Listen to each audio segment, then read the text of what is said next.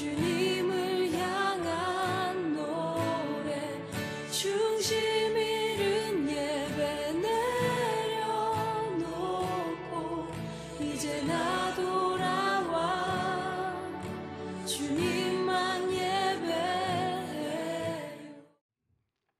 사람들이 보편적으로 드러나는 앞모습을 단장하는 데는 신경을 많이 씁니다. 그런데 상대적으로 잘 드러나지 않는 뒷모습은 훨씬 더 신경을 적게 씁니다.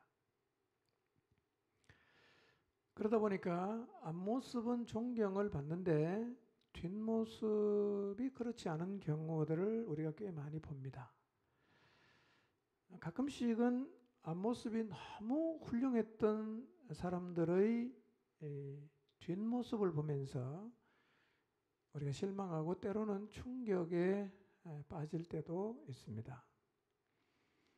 특히 우리가 존경했던 사회적인 명사나 믿었던 정치인에게서 그런 모습을 보게 되면 우리는 더 큰 충격을 받습니다. 그런데 이런 일이 심심찮게 일어나면서 어떤 앞모습을 가지고 있어도 그 사람의 뒷모습은 그렇지 않을 것이라고 단정을 짓고 그 어떤 사람도 신뢰하거나 존경하지 않는 냉소적인 시각을 갖는 사람도 많아지고 있습니다. 최근에도 좋지 않은 뒷모습을 보인 사람들을 보면서 우리가 씁쓸해했던 적이 있었습니다. 지난 시간들을 돌아보면 이런 한 뉴스들이 심심찮게 신문과 TV 뉴스를 장식했습니다. 그런데 앞모습과 뒷모습이 다른 것은 꼭 정치인이나 사회적인 명사들만의 이야기는 아닙니다. 그 사람들은 알려져 있기 때문에 뉴스에 등장했지만 우리는 알려지지 않아서 뉴스에 등장하지는 않지만 앞모습과 뒷모습이 다른 것은 그들이나 우리나 사실 별반 차이가 없습니다. 대개 사람들은 뒷모습과 앞모습이 좀 다르지요. 그래서 우리가 정말 신경을 써야 되는 부분은 뒷모습이에요. 한 사람의 진짜 모습은 앞모습이 아니고 뒷모습이에요. 뒷모습이 그 사람의 진짜 모습입니다. 그래서 우리도 우리 스스로를 평가할 때 우리의 드러나는 앞모습이 아니라 보이지 않는 뒷모습으로 우리 자신을 평가해야 합니다. 그리고 고치려 한다면 앞모습이 아니라 뒷모습을 고치려 해야 합니다. 우리가 존경하는 사람이 어떤 사람입니까? 우리가 존경하는 사람은 앞모습과 뒷모습이 같거나 그래도 비슷한 사람 아닙니까? 우리 시대에는 존경할 사람이 적다고 합니다. 이전에 비해서 머리도 좋고 공부를 많이 해서 실력이 뛰어난 사람은 훨씬 더 많아졌습니다. 그런데도 존경할 사람이 적다고 하는 얘기가 무슨 뜻입니까? 그것은 앞모습과 뒷모습이 같은 사람이 적다는 얘기겠죠. 우리의 뒷모습은 어떨까요? 잠깐 한번 생각해 봅시다. 나의 뒷모습은 어떤가? 그런데 사람들은 자신의 뒷모습을 잘 보지도 못하지만 또 잘 고치지도 못해요. 이유가 뭐냐면 실제로 보지 못하기 때문이기도 하지만 우리는 뒷모습이 사생활의 부분이기 때문에 사생활에서의 일탈은 용인할 수 있다는 생각을 합니다. 그래서 뒷모습이 일그러진 것에 대해서 별다른 문제의식을 갖지를 않아요. 의외로 많은 사람들이 비공식적인 자리에서의 모습은 어떠하든 별 상관이 없다는 생각을 하고 있습니다. 그러다 보니까 뒷모습이 잘 고쳐지지 않는 거예요. 지금 몇 분이 벌써부터 정신없이 졸고 있어요. 좀 깨워주세요. 예. 벌써 좋으면 그건 제 책임이 아닙니다. 예. 중간쯤에 졸면 제 책임이지만 벌써 자는 사람은 자기 책임이에요. 예. 지금부터 졸면 중간 가면 코까지 곱니다. 네. 몇 분이 그렇게 아주 피곤하셨나 봅니다. 네. 자, 용어를 좀 정리해 보겠습니다. 앞모습이 뭘까? 제 나름대로 정리해 봤는데 앞모습은 이런 거예요. 공식적인 자리에서의 모습, 그 다음에 사람들 앞에서 보여지는 나의 모습이라고 정리할 수 있겠습니다. 저희 경우를 보면 담임 목사, 해외선교 이사, 그 다음에 예배나 기도회를 인도하고 또 사람들을 만나서 상담하고 신방하고 할 때 보여지는 모습이 저의 앞모습이라고 할 수 있습니다. 여러분의 앞모습이 뭔지도 한번 생각해 보세요. 교회 집사 혹은 장로, 목자, 직장 안에서 어떤 여러분의 직책 이런 것들이 여러분의 앞모습이겠죠. 뒷모습은 뭘까요?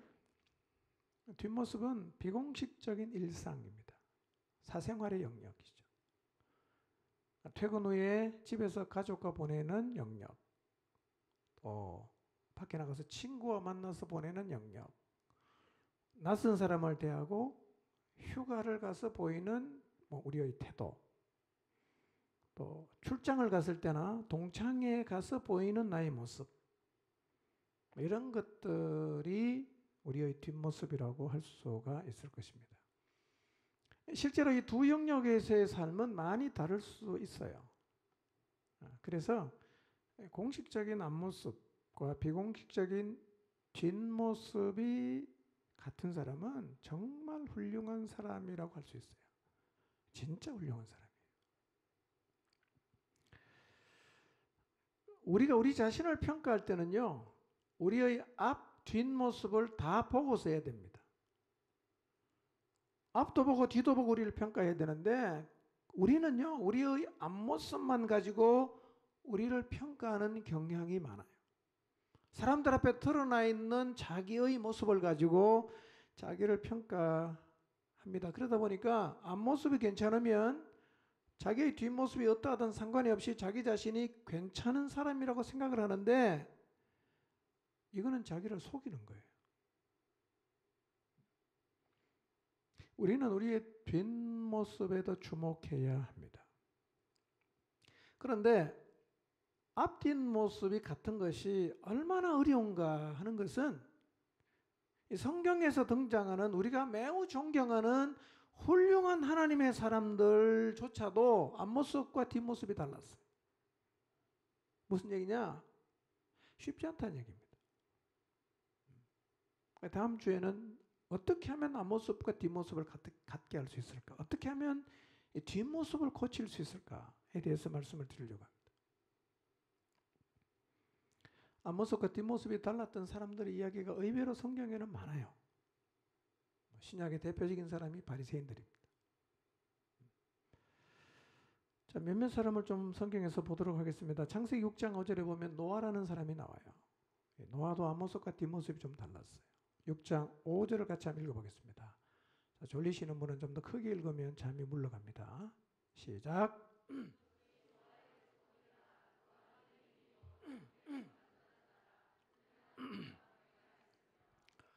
자, 성경에 소개되고 있는 노아의 앞모습은 거의 완벽합니다. 퍼펙트합니다. 의인입니다. 당대 완전한 사람, 하나님과 동행한 사람. 여러분, 성경에서 하나님과 동행한 사람이라고 소개되는 사람이 몇 안 돼요. 별로 없습니다. 노아를 그렇게 소개해요. 그러니까 노아의 앞모습은 거의 완벽했어요. 그런데 이런 노아의 뒷모습이 성경에 기록되어 있어요. 좀 실망스럽기도 한데요. 창세기 9장 20절에서 23절인데 읽지는 않겠습니다. 그냥 눈으로 읽으시기 바랍니다. 띄워주시고요. 여러분 눈에 노랗게 보이는 부분을 좀 주목해서 읽으시면 좋겠어요. 노아가 홍수가 끝난 다음에 농사를 지어요.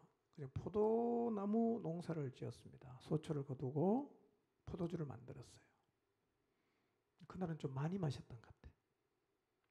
그래서 장막 안에서 옷을 다 벗고 있는 추태를 보였어요. 앞에 소개된 의인이요, 당대의 완전한 자요, 하나님과 동행했던 사람이 장막에서 술에 취해서 옷을 다 벗어 던지고 있는 이 모습, 앞모습과 많이 다르죠? 정신을 차리지 않으면 우리도 이렇게 무너진 뒷모습을 보일 수가 있어요. 신약에서 한 부부를 소개하겠습니다. 아나니아와 삽비라, 아나니아와 삽자루. 자, 이 두 사람도 앞모습과 뒷모습이 달랐어요. 5장 1절에서 3절인데요. 1절을 먼저 한번 보겠습니다. 아나니아의 앞모습을 이렇게 성경이 소개합니다. 읽어보겠습니다. 시작. 아나니아라 하는 사람이 그의 아내 삽비라와 더불어 소유를 팔아 그랬어요. 아나니아 부부가요, 자신들의 소유를 팔아서 공동체 안에 있는 어려운 사람을 도우려고 하는 아름다운 모습을 가지고 있습니다. 아마 이 두 사람도 자신들의 앞모습을 보면서 좀 뿌듯해한 것 같습니다. 그런데 그들 이면에 그들 안에 있었던 이 뒷모습은 일그러져 있었어요. 2절을 보겠습니다. 시작.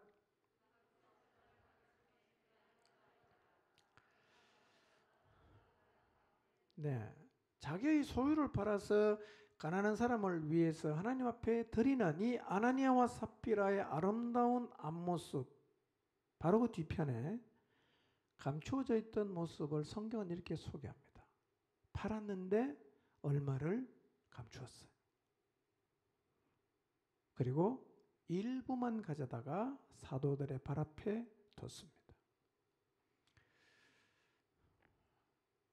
아름다운 앞모습을 보여주고 싶었어요. 그래서 팔았어요. 너무 아까워요. 일부를 숨긴 거예요. 일부만 가져갔어요. 이 아나니아 삽비라의 뒷모습이에요. 우리에게는 이런 모습이 없을까요? 다 앞모습을 잘 단장하고 싶어 합니다. 뒷모습이 안 따라줘요. 자, 3절을 봅시다. 하나님 이 사실을 다 알고 계셨어요. 우리는 우리의 뒷모습을 사람들도 모르고 하나님도 모를 거라고 생각합니다. 근데 하나님은 다 알아요. 다 알아요. 자, 3절 한번 읽어볼까요? 시작.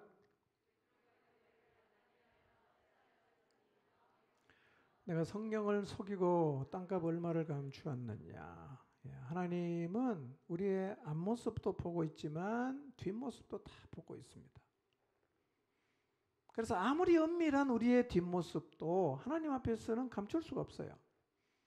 그래서 아나니아와 삽비라는 자기 뒷모습을 하나님 앞에 거짓말하고 속이고 감추려고 하다가 결국 죽었습니다.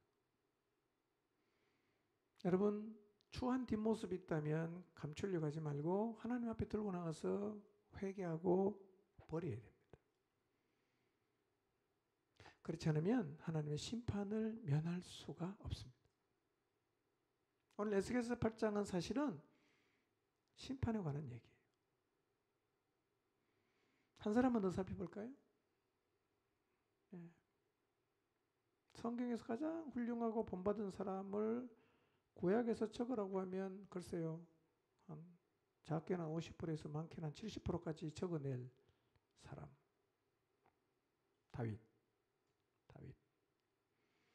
다윗을 따르는 수식어는 이거예요. 하나님 마음에 들었던 사람, 하나님 마음에 합했던 사람. 하나님이 이런 다윗을 강성하게 하셨습니다. 그리고 이런 약속을 하십니다. 왕조를 세우겠다. 다윗의 왕조를 세우겠다. 여러분, 그래서 유다 왕의 그 계보를 보면요, 다 다윗의 후손이에요.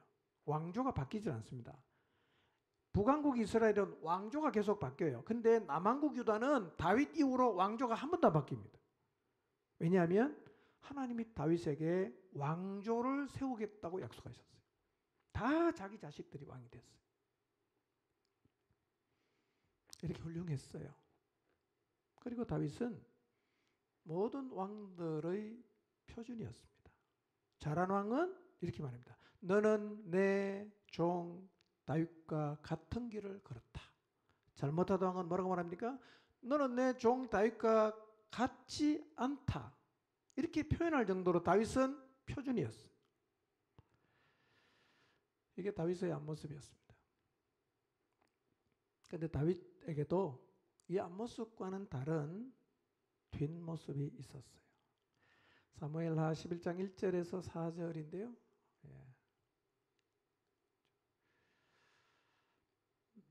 내용은 읽지는 않겠습니다. 눈으로 보시기 바랍니다. 왕들이 출전할 때가 됐어요. 다윗이 요압과 그의 부하들을 보내서 암몬 자손하고 전쟁을 하게 합니다. 다윗은 그냥 예루살렘에 있었어요. 침상에서 일어나서 별로 할 일 없으니까 왕궁 옥상을 이렇게 건질다가 보니까 한 여인이 목욕하고 있는 장면을 봤는데 너무 아름다워 보였어요. 저 여인이 누군가 보내서 알아봤어요. 신하들이 알아봤습니다. 데리고 와라. 그리고 동침했어요. 그런데 임신을 했어요. 다윗은 이 사실을 감추고 싶었습니다. 전장에 나가 있는 우리아를 부릅니다. 그리고 의도적으로 바세바와 동침할 수 있는 기회를 만들어줘요. 우리아가 집에 가서 자질라나요. 이렇게 말합니다. 내주 요압이 전쟁터에서 계시는데 내가 어떻게 집에 가서 아내와 함께 잠을 잘 수 있냐. 가서 자라는데 성문에서 그냥 자요. 자기의 죄를 덮으려는 다윗의 시도가 무산이 됩니다. 그래서 다윗이 편지를 하나 적어요. 그리고 우리아의 손에 들려서 요압에게 전달하는데 그 편지의 내용이 뭐냐면 자기를 죽이라고 하는 편지였어요. 충신했던 우리아는 그것도 모르고 들고 가요. 그리고 요압은 그 편지에 적힌 대로 맹렬한 전쟁터에 우리아를 제일 앞에 세워놓고 가다가 갑자기 후퇴를 해서 그냥 죽게 만들어요. 다윗은 손을 전혀 대지 않았어요. 그러나 사실은 다윗이 죽인 겁니다. 자, 다윗이 우리아를 죽인 것, 이 비밀을 누가 알고 있어요? 두 명만 딱 알아요. 다윗과 요압. 근데 한 분이 더 알고 계셨어요. 하나님. 하나님이 다윗에게 선지자를 보냅니다. 그리고 다윗이 엄밀하게 지은 죄를 책망을 하셨습니다. 다윗은 자신의 죄된 뒷모습을 인정했습니다. 그리고 철저하게 회개했어요. 그 절규의 기도가 시편 51편입니다.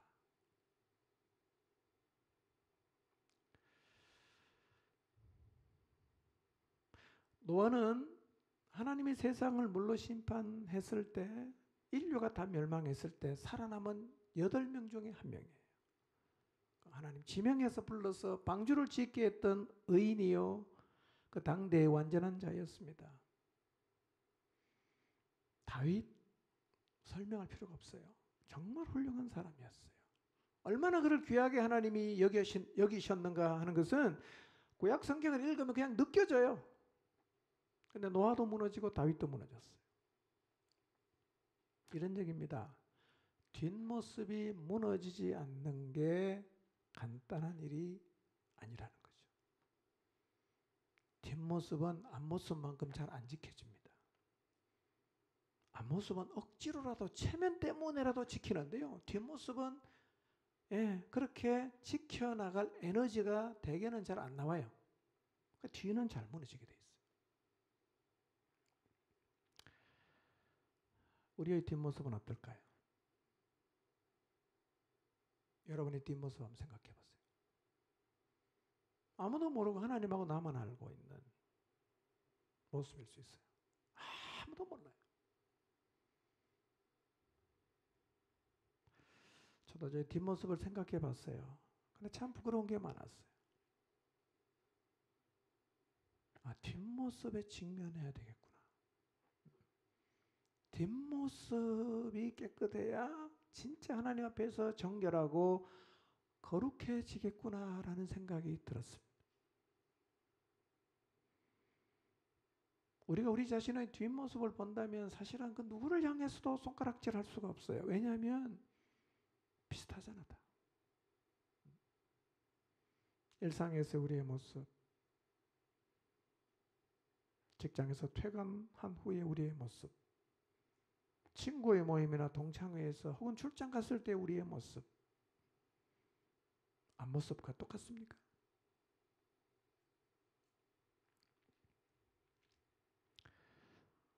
혹시 우리도 앞모습은 참 훌륭한 신앙인이지만 뒷모습은 앞모습과는 완전히 다른 모습을 갖고 있지는 않을까요? 신자답지 않게 정직하지 않아요. 거짓말을 너무 잘해요. 저 사람 말을 어디까지 믿어야 되는가? 입만 열면 다 거짓말 같아. 신자인데. 입만 열면 누군가를 욕해요. 입만 열면 누군가를 비난해요. 입만 열면 누군가를 판단합니다. 너무나 말이 다 부정적이에요. 아멘이 없어. 신자인데.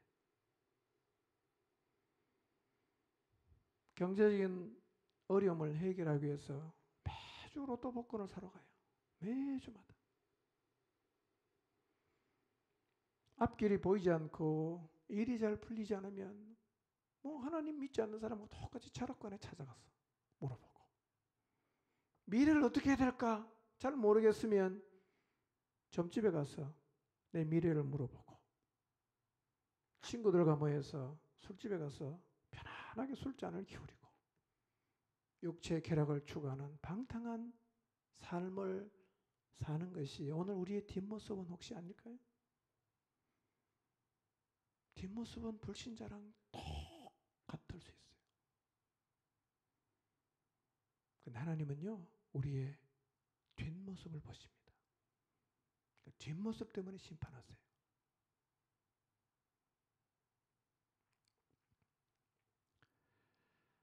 우리의 뒷모습을 돌아봐야 됩니다. 하나님은 우리 앞모습도 보시지만 뒷모습도 보세요. 그리고 뒷모습 때문에 심판하십니다. 본문으로 돌아가 보겠습니다. 에스겔 8장을 기록한 이 시점은 유다왕 여호야긴이 사로잡힌 지 6년째 6개월 5일이 되는, 태양력으로 환산을 하면 BC 592년 8월에서 9월 어간입니다. BC 592년이에요. 유다가 BC 586년에 망했으니까 유다가 망하기 6년 전에 본 환상이에요. BC 586년에 바벨론의 재침공을 받아서 당시 유다 왕이었던 시드기야의 아들이 시드기야의 눈앞에서 죽어요. 그리고 바벨론 사람들이 시드기야 왕의 두 눈을 뽑았어요. 그리고 바벨론으로 끌고 갔어요. 그렇게 함으로 BC 586년에 유다가 완전히 망했습니다. 근데 지금 에스겔이 환상을 보고 있는 이때는 아직 유다가 망하기 몇 년 전이라고요? 6년 전이에요. 6년. 6년 뒤에 유다는 완전히 망했어요. 하나님께서 이미 1차 포로로 바벨론에 잡혀가 있던 선지자 에스겔에게 유다를 내가 왜 멸망시키는지를 환상을 통해서 보여주셨어요. 패망하기 6년 전 예루살렘 이스라엘 백성의 모습을 보면 정말 정신을 못 차리고 있어요. 그래서 에스겔 8장은 내가 왜 유다를 심판하는지를 설명하기 위해서 하나님께서 에스겔 선지자를 예루살렘의 성전으로 데리고 가서 보여주신 성전 안의 모습이에요. 패망하기 6년 전 유다 예루살렘 성전 안의 모습이 이랬어요. 8장입니다. 자, 1절의 4절을 한번 볼까요? 1절의 4절. 읽진 않겠습니다. 유다왕 여호야긴이 사로잡혀 간 지가 6년 좀 지났을 때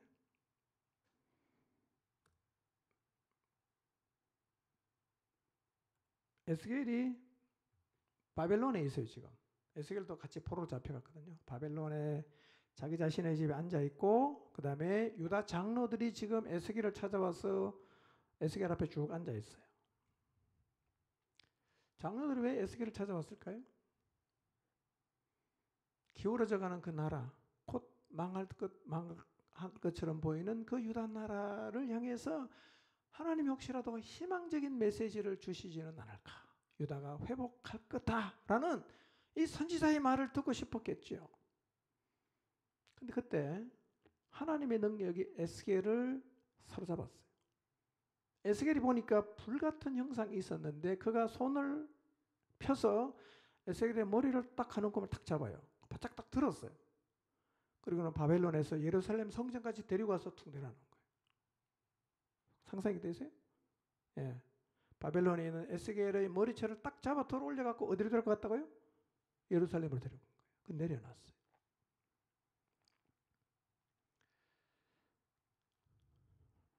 어디에 내려놨느냐면 예루살렘으로 가서 안뜰에 들어가는 북향한 문에 거기에 내려놨어요. 안뜰이라는 것은요, 제사장의 뜰입니다. 바깥뜰로 불리우는 일반 백성의 뜰보다 좀 높고 백성이 이렇게 쳐다보지 못하도록 담을 쳐놨어요. 제사장의 전용 공간입니다. 그런데 하나님께서 에스겔 선지자를 성전 안뜰로 이끄신 것은 이스라엘 백성들이 그들 중에 가장 중요한 곳인 이 하나님의 처소에서 우상 숭배의 가증한 죄를 범하고 있다는 사실을 직접 확인시켜 주기 위함이에요. 왜 그걸 확인시켜 주냐?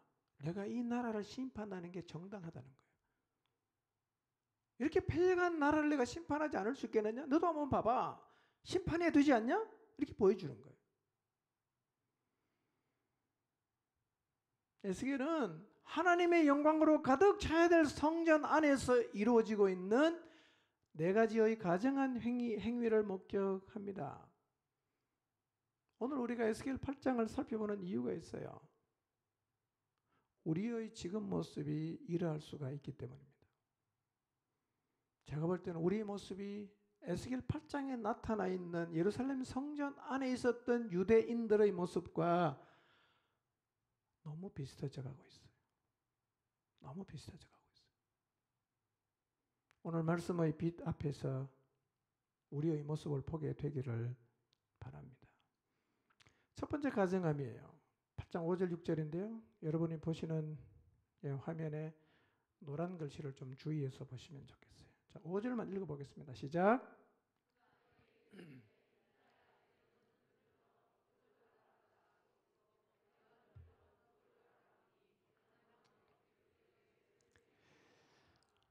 에스겔이 성전에서 처음 목격한 게 뭐냐면 질투의 우상이었어요.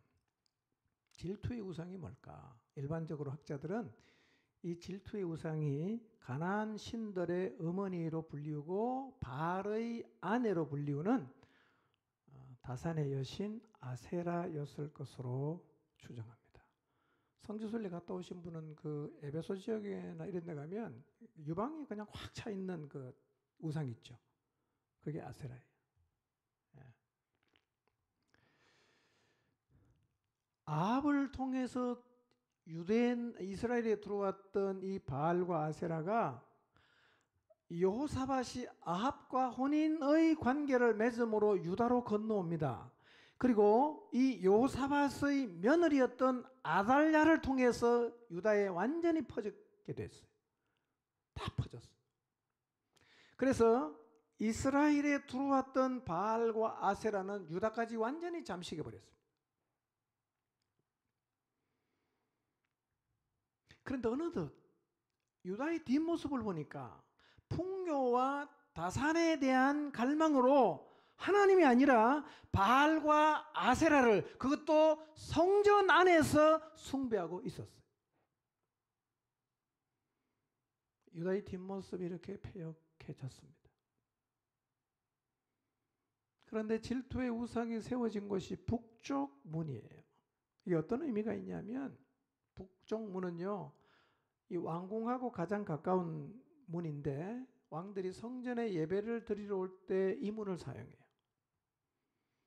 그러니까 이 문 바로 옆에 질투의 우상인 아세라가 있다는 말은 유다 지도층의 뒷모습이 변질되고 부패되었다는 얘기입니다. 바알과 아세라는요, 한때 므낫세 왕이 하나님의 성전에 세워놓고 숭배한 적이 있었어요. 후에 요시야 왕이 개혁을 진행하면서 다 흘었어요. 근데 다시 그 우상을 성전 안에 세워두고 섬기고 있는 것으로 생각이 돼요. 이 바알과 아세라는요, 이스라엘에게 끝없는 유혹이었어요. 풍요와 다선을 가져다 준다고 사람들이 믿었던 이 바알과 아세라는 그 당시 유다뿐만 아니라 오늘 우리도 여전히 유혹하고 있어요. 어쩌면 우리의 뒷모습에도 풍요와 다선을 가져다 주는 이 세상의 그 무엇을 숭배하고 있을 수가 있습니다. 두 번째 가정감이에요. 에스겔 8장 7절에서 13절인데요. 한번 보시고요. 10절을 같이 한번 읽어보겠습니다. 10절 읽어볼까요? 10절 11절 시작. 내가 들어가 보니 각양 곤충과 가정한 짐승과 이스라엘 족속의 모든 우상을 그 사방벽에 그렸고 이스라엘 족속의 장로 중 70명이 그 앞에 섰으며 사반의 아들 야사냐도 그 가운데 섰고 각기 손에 향로를 들었는데 향연이 구름같이 오르더라 그랬어요. 성전 안 쪽으로 담을 헐고 들어가니까 문이 하나 있었는데요. 그 문을 열고 들어가 보니까 어떤 광경이 나타나냐면 온갖 벌레와 불결한 짐승들과 이스라엘 모든 족속의 우상이 방의 사방 벽에 다 이렇게 그려져 있었어요. 짐승, 벌레 뭐 이런 거 다 그려져 있었어요. 이 장면은 이집트에서 신들로 숭배되었던 벌레와 짐승들의 이미지를 의미한 것으로 생각하는데요. 고대인들은 이런 이미지를 숭배했어요. 왜 했냐? 악의 세력으로부터 자기 자신을 보호하기 위해서 그런 벌레 형상을 벽에다 그려놓고 숭배를 했단 말이에요. 근데 이 일이 어디까지 들어왔어요? 성전 안까지 들어왔어요. 벽에 그려진 짐승은 모두가 다 율법에서 부정한 것으로 간주하고 있는 건데요. 지금 하나님의 백성들이 하나님이 부정하다고 하는 이 미신을 숭배하고 있어요. 뭘 위해서? 악의 세력으로부터 자신을 보호하기 위해서. 이게 이스라엘의 뒷모습이었어요. 그리고 이 모든 일이 성전 안에서 벌어지고 있습니다. 여러분, 오늘날 그리스도인들 가운데 미신을 믿는 사람이 있잖아요. 예수님 믿는데 아무 날이나 이사를 못 가요. 나를 잡아야 돼요. 이사는요, 날씨 좋을 때 아무 때나 하면 돼요. 왜 나를 찾습니까? 그러니 이사가는 나를 잡는 사람이나 성전 안에서 벌레 형상을 갖다 놓고 그것이 나의 안전을 지켜준다고 믿는 거나 똑같은 거예요. 여러분, 이사가는 나를 잡는 사람이 그리스도인입니까? 누굴 믿는 거예요 도대체? 귀신을 믿나요?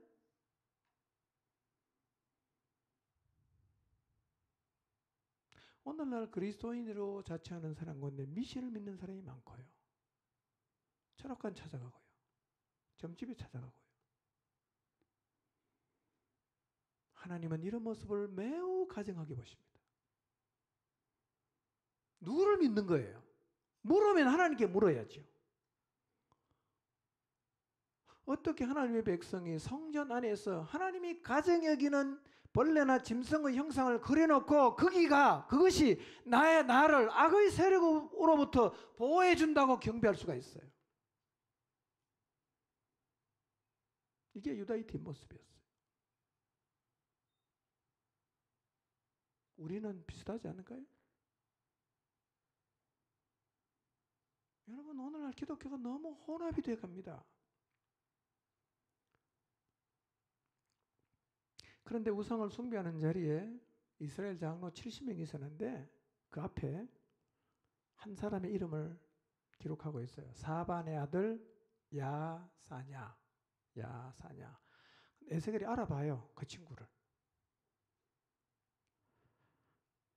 사반의 아들 야사냐가 우상을 숭배하고 있다는 것은 참으로 가슴 아픈 일입니다. 왜냐하면 이 야사냐의 아버지 사반은요, 요시야를 도와서 이스라엘 땅에서 우상을 제거한 이 종교개혁을 주도하던 사람이었어요. 그리고 그의 형제들은 선지자 예레미야를 존경해서 보호하며 함께 사역했던 사람인데 그 가문에서 자란 이 야사냐는 우상 숭배하고 있어요.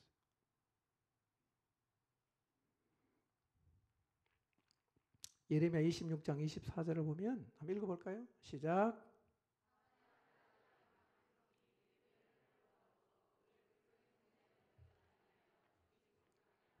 네. 누구의 이름을 잘 보세요. 사반의 아들 아이감이에요. 에스겔서에는 사반의 아들 야아사냐예요. 형제죠. 아이감은 어떻게 하고 있어요? 예레미야를 보호하는 일을, 하나님의 선지자 예레미야를 보호하는 하나님 편에 서 있는 사람이었어요. 또 형제 한 명이 더 나와요. 예레미야 29장 1절에서 3절인데요. 3절을 보면 또 나와요. 3절 읽어볼까요? 노란 글씨만 읽겠습니다. 시작.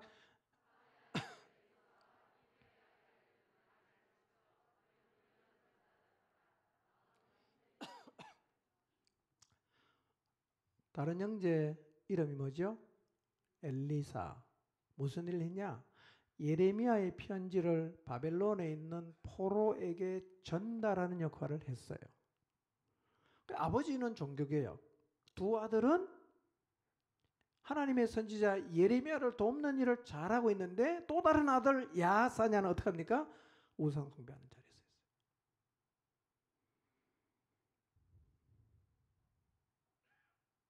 우상을 숭배하는 장로들이 이렇게 말해요.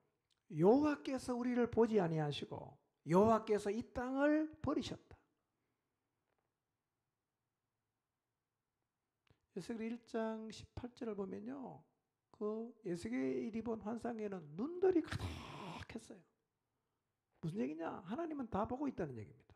근데 이렇게 말하죠. 여호와께서 우리를 보지 않는다 이렇게 말해요. 그 다음 뭐라고 말합니까? 이 땅에서 버렸다. 이런 논리예요. 하나님이 우리를 버렸기 때문에 우리 스스로가 우리를 지키기 위해서 성전 안에 있는 우상에게 분향하고 있다. 이 얘기예요. 이게 유다의 뒷모습이에요. 여러분, 혹시 우리도 하나님이 아닌 다른 것들에게서 보호를 구하고 있지는 않을까요? 돈이 나를 보호해주고 사람이 나를 보호해주고, 그래서 하나님은 의지하지 않는데 다른 것을 더 기대고 의지하고 있지는 않을까요? 그거나 성전 벽에 벌레 형상을 그려놓고 나를 좀 보호해달라고 부탁하는 거나 똑같은 거예요. 세 번째 가정은 14절 15절 14절만 읽어볼까요? 시작. 그가 또 나를 데리고 여호와의 전으로 들어가는 북문에 이르시기로 거기에 여인들이 앉아 담무스를 위하여 애곡하더라. 담무스. 자꾸 단무지로 읽어지려고 그래요. 담무스. 성문 성전 북문 근처에서 여인들이 앉아서 지금 단무스를 위하여 애곡을 하고 있어요. 단무스는 수메르 바빌론 사람들이 숭배하던 식물의 신이었어요. 이 신은 고대 근동 신화들에서 자주 등장하는 대홍수 이전에 바티피라라는 나라를 36,000년 동안 통치했던 전설 속의 목자의 왕이었는데 주전 3000년대 말에 이 왕이 신으로 성격을 했어요. 단무즈는 매년 봄이 되면 그의 아내 신인 이스타르의 도움을 받아서 새롭게 부활을 하고 비가 오지 않는 여름이 되면 죽어서 저 세상으로 가요. 매년 부활하고 저 세상 가는 거예요. 이 신은 근동의 농사와 순환과 연관된 신이었는데 이 단무즈 숭배자들은 이 단무즈가 죽을 때쯤 되면 그의 죽음을 애도하는 노래를 부르면서 슬퍼했어요. 이걸 지금 누가 하고 있어요? 성전 안에서 여인들이 하고 있어요. 이스라엘 여인이 단무즈를 위해 애곡했다는 것은 크게 두 가지의 상징적 의미를 갖는데 첫 번째는 뭐냐? 어느 종교에서든 여인들은 풀뿌리 역할을 합니다. 그러니까 여인들이 단무즈를 애곡한다는 것은 이 여호와의 종교가 풀뿌리부터 썩었다는 거예요. 바닥부터 다 썩었어요. 두 번째로는 이스라엘의 성전에서 살아계신 하나님이 아닌 바벨론의 신 중에 하나를 섬길 정도로 지금 이스라엘의 신앙이 매우 혼합이 되었다는 거예요. 그래서 아주 심각한 위험 수준에 도달했다는 것을 보여주는 거예요. 지금 유다는요, 여호와와 우상이 구분이 안 돼요. 제가 볼 때는 우리 시대도 이렇게 가고 있어요, 지금요. 여호와와 우상이 구분이 안 됩니다. 그게 영적으로 매우 혼탁해진 거죠. 이런 자신들의 모습을 보고 깨어 있다면 하나님 앞에서 울어야 됩니다. 자기의 죄를 울어야 되고 타락해져가는 나라를 위해서 울어야 되는데 누굴 위해 울고 있습니까? 단무즈를 위해서 울고 있어요.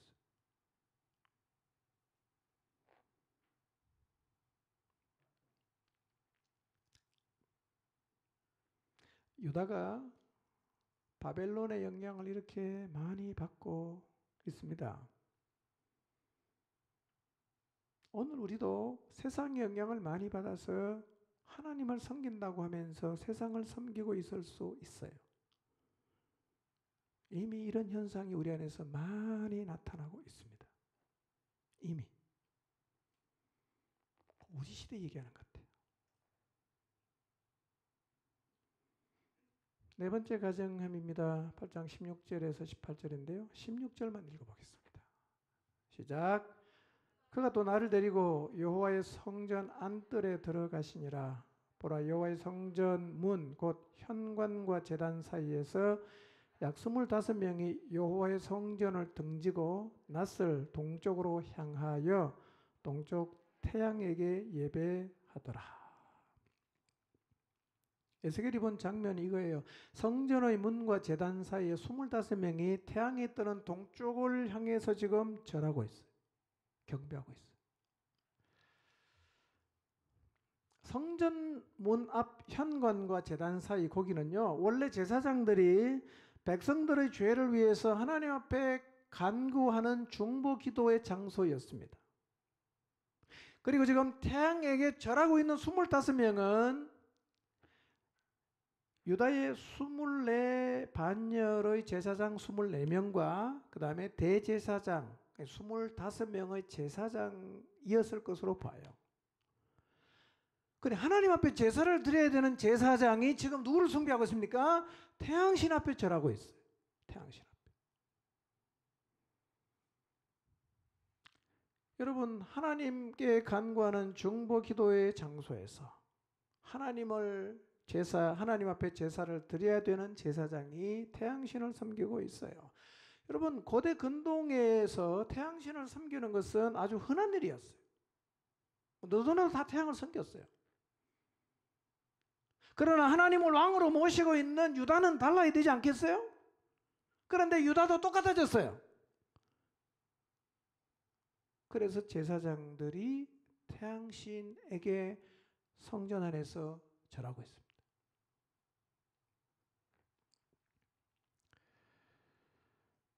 이건 정말 충격적인 모습이에요. 성경의 표현을 이렇게 말하죠. 태양신을 향해서 절을 하는 과정에서 성소에서 등을 돌리고 있었어요. 이것은 매우 심각한 상징적인 행동입니다. 그리고 우상을 섬기는 일의 가장 근본적인 문제가 되기도 해요. 무슨 얘기냐면 우상을 섬기려고 하면 우리는 반드시 하나님에게서 등을 돌려야 돼요. 하나님에게 등을 돌리지 않고 우상을 섬길 수 있나요? 근데 지금 유다가 태양신을 섬기기 위해서 하나님에게 등을 돌리고 있어요. 그리고 태양신에게 절하고 있습니다. 오늘 우리는 하나님께 등을 돌리는 부분이 없을까요?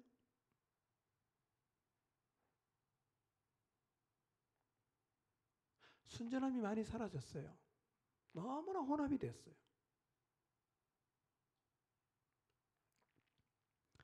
나뭇가지를 코에 두었다는 말은 페르시아 지방에서 행해졌던 우상 숭배 중에 하나인데요. 고대 페르시아인들 중에 태양을 섬기는 자들은 태양을 숭배하는 기도를 드릴 때 종려나무나 석류나무 가지를 코앞에 대고 기도했어요. 이런 이방의 방식을 그대로 받아와서 성전 안에서도 그렇게 하고 있는 거예요. 우상에게 예배하는 이방 형식을 그대로 갖고 들어온 거예요.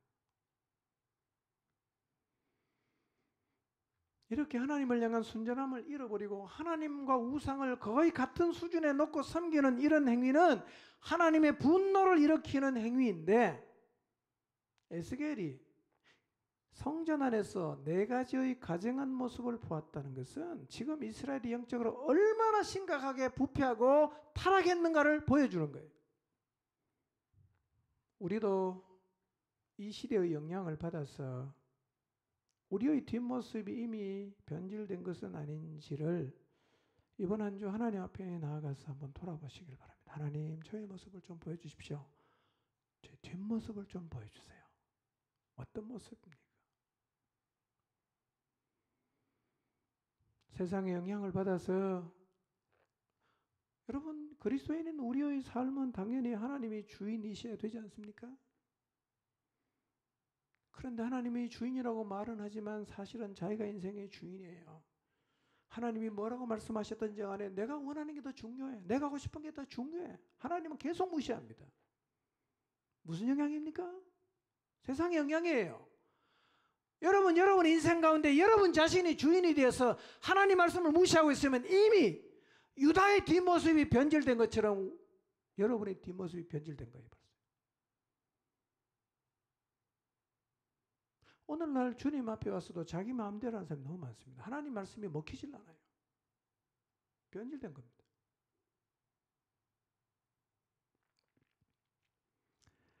자녀 교육을 중요시하는 세상의 영향을 받아서 하나님보다 자녀 교육을 우선순위에 놓고 있는 것은 아닌지. 자식이 신이에요. 자식이 우상이에요. 하나님 말씀도 필요 없어요. 내 자식 공부시켜야 되고, 이게 1번이야. 무슨 영향입니까? 세상 영향이에요. 잘 봐야 됩니다. 우리의 뒷모습을. 자녀는요, 하나님의 말씀 앞에 키우면 그게 최선인 거예요. 아멘입니까? 우리가 그렇게 살아야 돼요. 삶의 여유와 누림이 강조되는 세상의 영향을 받아서 하나님을 섬기는 것보다 삶의 여유와 누림을 병행하는 것, 그걸 당연하게 여기고 있지 않는가. 주일날 쉽게 놀러 가버려요. 자기의 삶을 누리고 여유를 부리는 거, 이게 너무 중요해졌어요. 무슨 영향입니까? 세상의 영향이죠. 정신 차려야 됩니다.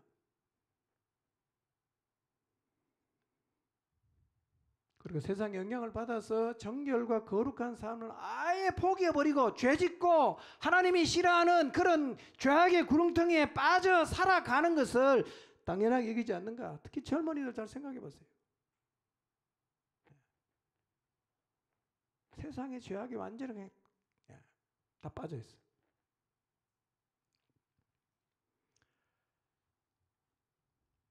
이렇게 변질된 모습으로 살면서 아무런 문제의식이 없거나 뭐 다 그런 건데 뭐 라고 생각한다면 이미 우리의 뒷모습에 변질이 온 거예요. 변질됐습니다. 벌써.